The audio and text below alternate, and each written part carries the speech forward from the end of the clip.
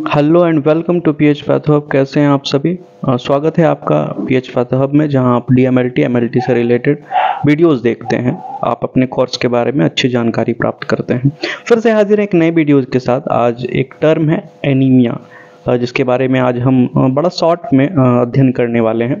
और आप लोग अगर चाहते हैं कि एक सुंदर व्यवस्था हो आपके डीएमएलटी बीएमएलटी या फिर बीएससी एमएलटी के लिए, या फिर जो एमएलटी कर रहे हैं उनके लिए, क्या आप एक वेबसाइट ऐसा चाहते हैं जिसमें आप लोगों को नोट्स मिल पाए, आप लोग एक वर्ड सर्च करें और आपको वो पूरा का पूरा उसके सब्जेक्ट के बारे में मिल जाए, तो जल्द से जल्द इस चैनल पे 1000 सब्सक्राइबर पूरा करें और इस वीडियो पे कम से कम 100 लाइक हो। और आप नीचे कमेंट करना ना भूलें कि आप चाहते हैं या नहीं चाहते हैं। खूबसूरत सा वेबसाइट बनेगा पीएच पैथो हब के नाम से, जिसे आप लोग अब गूगल के माध्यम से भी सर्च कर पाएंगे। तो आइए फिर से कंटिन्यू करते हैं। एनीमिया, ये टर्म से आप लोग वाकिफ़ ही होंगे। ये टर्म बहुत मेडिकल में यूज होता है, कई बार आपको देखने और सुनने को भी मिलता है। ये कई जगहों पर होता है, जैसे कि अगर आप झारखंड के सुदूर क्षेत्रों से हैं तो ज़्यादातर ये एनीमिया की बीमारियां आप लोगों को सुनने को मिलेगी। लेकिन अगर आप उधर राजस्थान में हैं या फिर गुजरात, दिल्ली, मुंबई से अगर आप वीडियो देख रहे हैं तो ये बहुत कम आप लोगों को वहाँ केस देखने को मिलेगा। तो एनीमिया जनरली हम लैक ऑफ ब्लड कहते हैं, कि हमारे शरीर में ब्लड की कमी हो जाना। लेकिन ये भाषा है नॉन टेक्निकल आदमी के लिए। लेकिन अगर आप जब एक टेक्नीशियन होते हैं तो आपके लिए कुछ विशेष पढ़ना पड़ता है, जिसके लिए आप ये वीडियो देख रहे हैं। तो आइए, in the case of anaemia concentration of haemoglobin is low in blood. क्या होता है, हम लोग जनरली बोलते हैं कि ब्लड कम हो गया, लेकिन ब्लड में हीमोग्लोबिन का कंसंट्रेशन कम हो जाना एनीमिया कहलाता है। ये एक कंडीशन, एक टर्म है। मैंने दो फोटोज नीचे दिखाए हैं, देखिए, नॉर्मल और एनीमिया। नॉर्मल में क्या दिख रहा है आप लोगों को? नॉर्मल में दिख रहा है कि ब्लड सेल्स बहुत आपस में एक दूसरे के साथ सटे हुए हैं, कनेक्टेड हैं एक दूसरे से, क्योंकि ब्लड को हम कनेक्टिव टिश्यू भी कहते हैं। लेकिन वहीं दूसरी तरफ आप देखेंगे तो आपको दूर दूर की स्थिति में ब्लड के सेल्स दिखाई देंगे। वो प्लाज्मा में ऐसा लग रहा है कि तैर रहे हैं, बहुत कम की संख्या में है। तो आप ये फिगर अपने नोट्स में भी ज़रूर बनाइए। नेक्स्ट हम देखते हैं कि एनीमिया हमको कब कब और किन स्थितियों में हो सकता है। तो पहला जो केस होता है वो होता है प्रोडक्शन डिफेक्ट का। प्रोडक्शन डिफेक्ट कैसे कह सकते हैं, किसका प्रोडक्शन? तो ब्लड का प्रोडक्शन। जब आपके बोन मैरो में आरबीसी की कमी हो जाती है तो जनरली है आरबीसी कम होगा तो उसमें हीमोग्लोबिन कम होगा, क्योंकि आरबीसी में हीमोग्लोबिन पाया जाता है। तो अगर प्रोडक्शन कम हो रहा है रेड ब्लड सेल का, तो जनरली क्या होगा, आपको एनीमिया हो सकता है।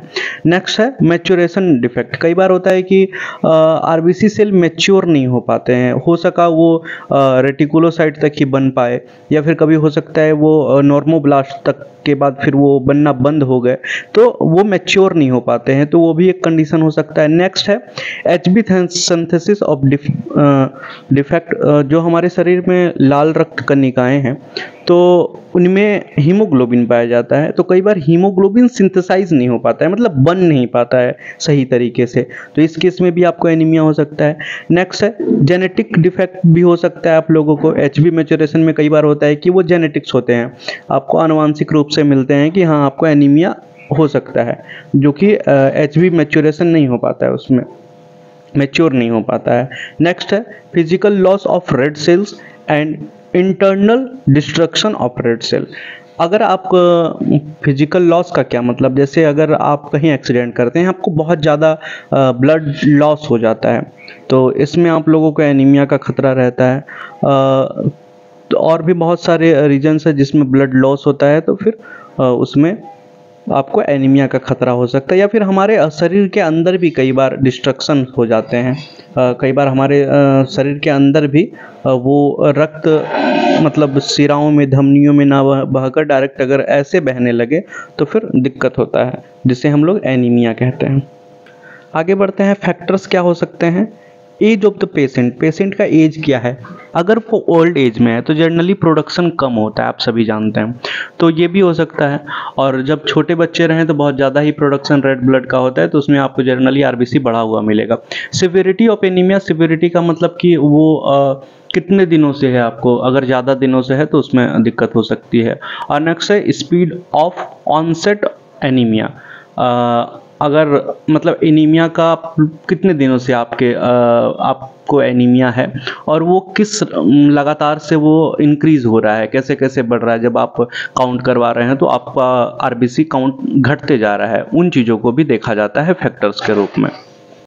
एनीमिया को दो तरह से क्लासिफिकेशन हम कर सकते हैं। पहला तो एक मॉर्फोलॉजिकल क्लासिफिकेशन हो जाएगा और दूसरा हो जाएगा एटियोलॉजिकल क्लासिफिकेशन।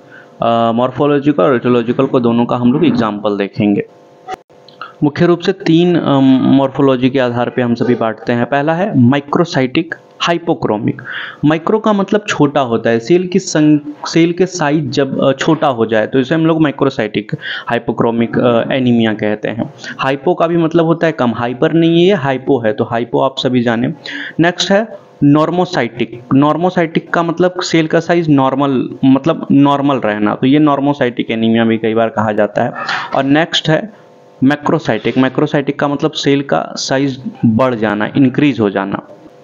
अगर बगल में ही आप देख रहे होंगे हाइपोक्रोमिक। क्रोमिक का मतलब होता है कलर से हम रिलेटेड करेंगे, साइटिक का हम लोग साइज से कर रहे थे तो क्रोमिक का कलर से।